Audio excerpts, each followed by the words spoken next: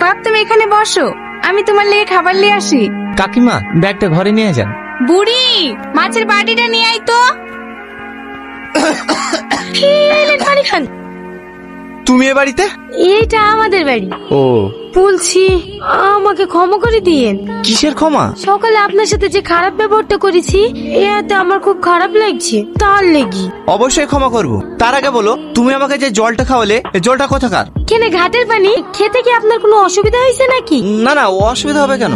বুড়ি মা ডাকছে, আসছি। মা, ও দেখো কলকাতার বাবা বসে আছি, এখনো ঘুমায়নি।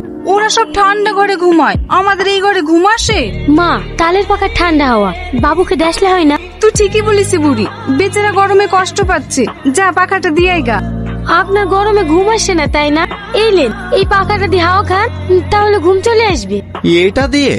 আরে ওরকম করে হাওয়া করে না, এই দেখ